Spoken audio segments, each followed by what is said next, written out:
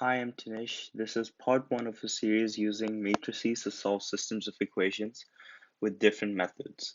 In this video, I'm going to use Gaussian elimination and Gauss-Jordan elimination.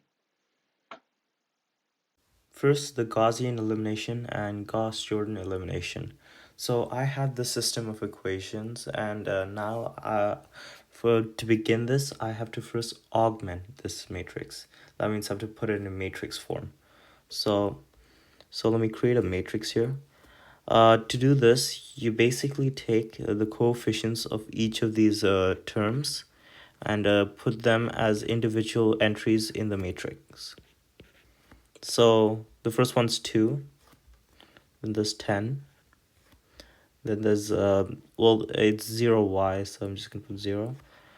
Then there's 1, there's 3, 4, 1, 5, and -1. Well, for the numbers after the equal sign, you create a line over here, and then afterwards you put the numbers itself. There's a reason why I do this. It makes more sense if you understand what comes later.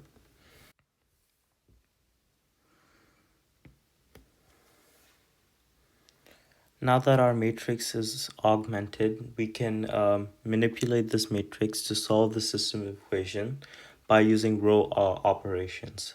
So what these row operations are basically you could multiply an entire row by constants like 2, 3, -1, or in fractions as 1/2, or 0.3 as decimals. And also another thing is you can take this row and subtract this entire row from this row. So that would mean you subtract, if you were to subtract this row from this row, then you would just subtract each individual entry by its other corresponding entry in this row. So like 2 from 1, then 10, 3, and then 0 minus 4. You can also add a multiple of one row to another row. That basically means you can take this entire row, multiply it by a number, and then add it. So it's basically just combining the two row operations I said before. And you can even switch rows. So if I just prefer this row to be in the bottom slot, or this row so here, you can just switch them. Okay, the reason row operations work is, think about it. In our normal systems of equations, you could subtract an entire equation from, let's say, this equation, right? Well, that's the same thing here. This entire system equation, we just basically just translated it into a matrix. These two are the same thing, but just in different formats. You could multiply this entire equation by a value and subtract this entire equation from this equation, or vice versa. But that's why row operation actually works. Now let's get into row echelon form and reduced row echelon form. For Gaussian elimination, you basically have to convert this equation into reduced row echelon form. So for Gaussian elimination, you have to do row echelon form. But for Gauss-Jordan elimination, you have to do reduced row echelon form. Let me tell you what each of them are. So for row echelon form, you basically manipulate this equation so that this entire equation has the diagonal as 1, 1, 1. This is the main diagonal is 1. And then you have zeros, a bunch of zeros, the zero triangle over here. And these can just be random values that could possibly happen once you get it to the scenario. So the main thing to look out for is that you have the main diagonal as 1. Oh, wait. The main diagonal is 1. And then you also have this triangle of zeros right over here. And you'll also have values over here. But for reduced row echelon form, it's quite similar. it's basically the same thing as row echelon form, except for one small change that actually makes quite a difference. You have the diagonal 1 1 1. You have the zeros over here. You have to make sure all these values are zeros, this entire triangle. But you also have to have zeros over here. So you basically keep the entire main diagonal as ones, and the rest of the entries have to be zeros. These will end up being random values that just happen once you make it into this form. Now, once I turn it into these forms, I would be able to solve this entire systems of equation. Now let's manipulate our matrix over here into row echelon form so that we can use Gaussian elimination. So let's start our row operations to do so. All right, let's start with the first row. All right. The only thing we have to do in the first row is to make sure this here is a 1, right? And if you look here, the rest of these values can be any number. It could just be. So I could just leave these as normal numbers. All I need to do is make sure this value is 1. So let's start right over there. So all I have to do is say 1/2 row 1, and I have to apply this onto this, right? To this row. I just circle this value because it's in the same row. So you don't have to do all the circling things that I'm doing here, the circling things, but you probably have to do the 1/2 row 1, dictating what you do to each row, and place it correctly so that you know which row you're manipulating, because your teacher might require it. So the circle thing doesn't matter, it's just a way of explaining it to you. And then let's do that actually. So the best way to do this without making mistakes is make sure I write all of these things that don't change first. I write all of these things. They don't change. I only make sure I multiply this entire row by 1/2. So these things don't change. So let's write them first so that we don't make mistakes with that. So -1, 10, 1, 3, 4, 22. In the beginning, I always made mistakes just with the random numbers while trying to copy them down. So it's just best to like make sure you don't make those kind of silly mistakes. All right. I'm looking at this row and this row. They're kind of similar, but I'm already done manipulating this row.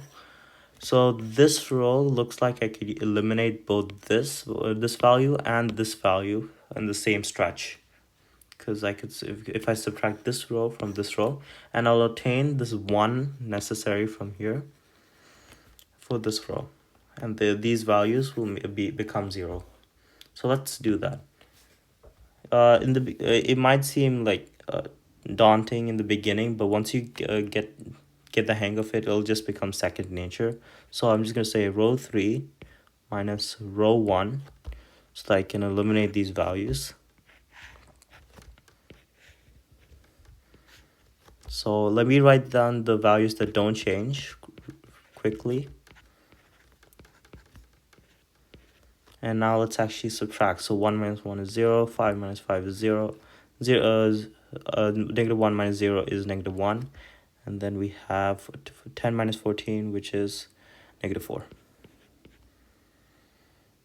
All right. Now if I look over here, this last row is so close from being just a 1 over here.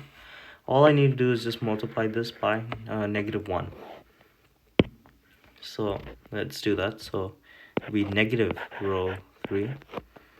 And let's do this. I write down all the values that don't change so that I can remember them.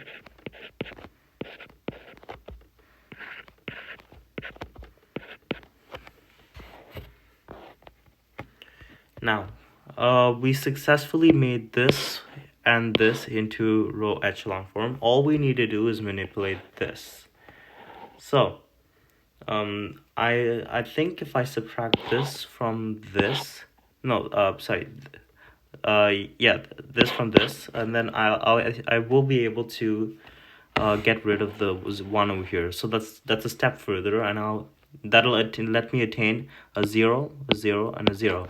So we can get the 0 triangle from here, right? So let's do that. So it's row 2 minus row 1.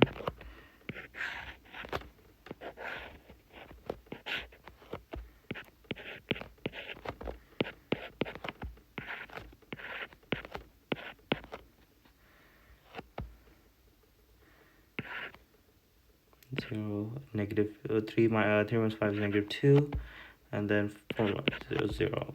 So 4 minus 0 is 4, and then 22 minus 14 is 8. Alright, again, we're pretty close from making this into row echelon form. All I need is this, the last part is this being all ones, and for that to be all ones, this has to be, this negative 2 has to be 1. So I simply just multiply by negative 1/2 of row 2.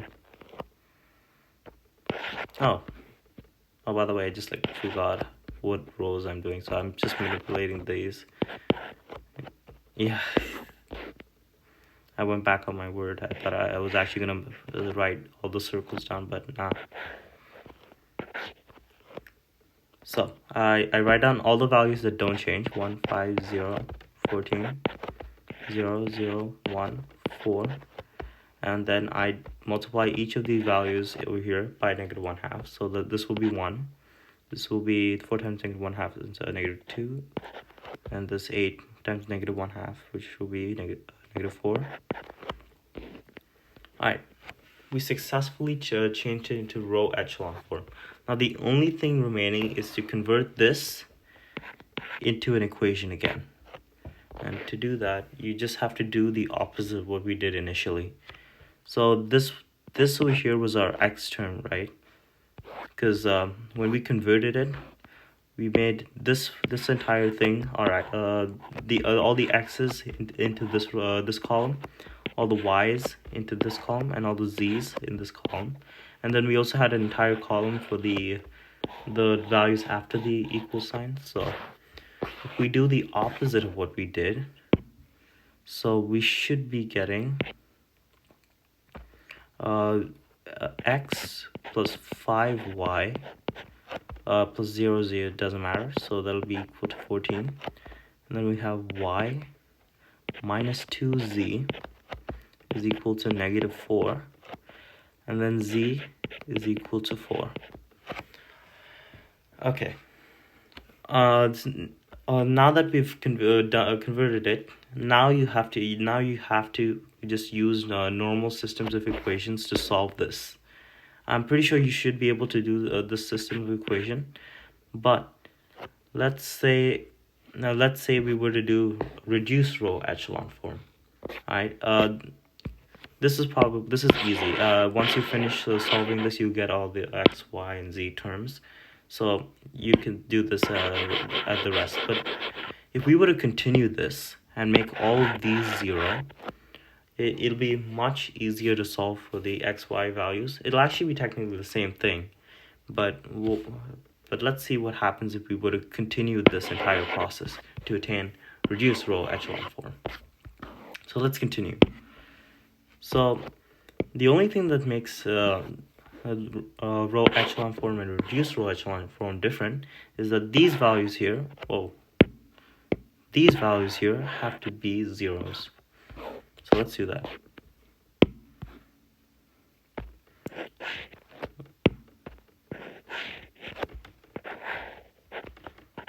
So right now, what we have, let's look at this and see what we could manipulate. So the numbers we have to manipulate is the 5 and the negative 2. If I were to get rid of the 5 right now, I have to subtract this row by this row 5 times. So this row is subtracted by 5 times this entire row. But if I do that, then I'll end up getting rid of this 0, right? Because I'll be subtracting this row by 5 times negative 2. That'll be negative 10. I'll make this negative 10, and that'll screw up the entire thing. We did all of this process. The only thing that's dangerous about all of this is you could end up you're just going back the steps and going up in the loop, because you can end up changing these zeros into actual numbers.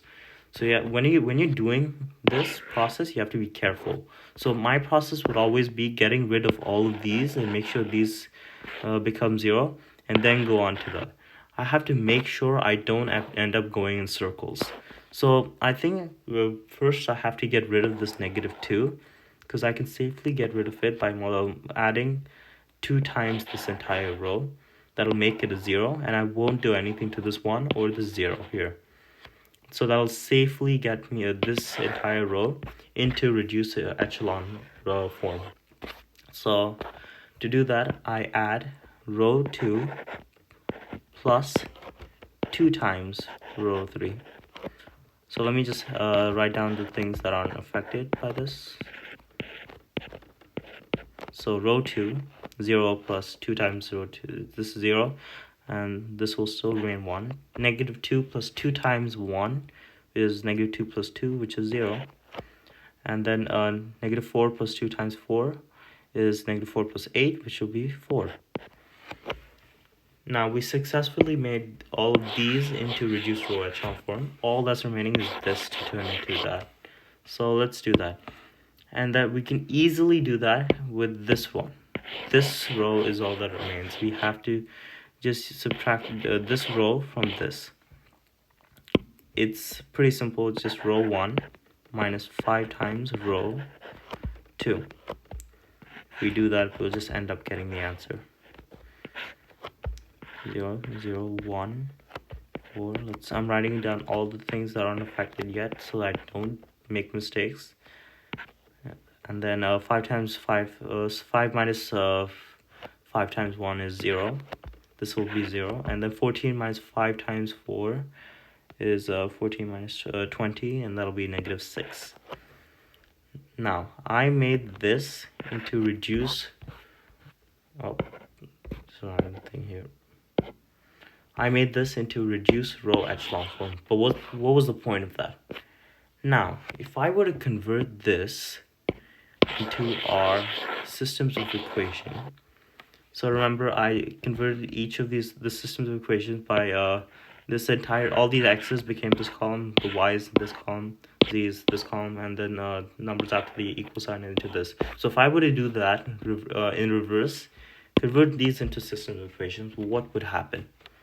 So I would, for the first equation, I would have x, this will be 0y, plus 0z, and then it would just be equal to -6. So let's do the same thing to this. It'll be 0x, y, and 0z. So y will equal to 4. And then finally we'll have z, which is equal to 4. We basically solve the entire system of equations just by matrices. Instead, we could have gone halfway to this point. We could have gone halfway to this point into row echelon form and use Gaussian elimination, right? And then we'd have to convert it into equations. Instead, we would have done this. It was 5. Well, 5y is equal to 14, right? And then we had y minus 2z is equal to -4, and then we had z is equal to 4. We could have like stopped here and ended up solving this by normal system equation. In my opinion, that would be more of a hassle because we just changed strategies midway. So that's why I honestly prefer like going through with this entire thing and getting the answer. But it's really your choice. You could just stop here midway. Your teacher could choose which method you want. She'd want. So if she prefers the Gaussian elimination, then you stop right over there. And then you solve this out, and you'll get your answers. But if she doesn't prefer that, then you go all the way through, convert it, and you'll get your answers.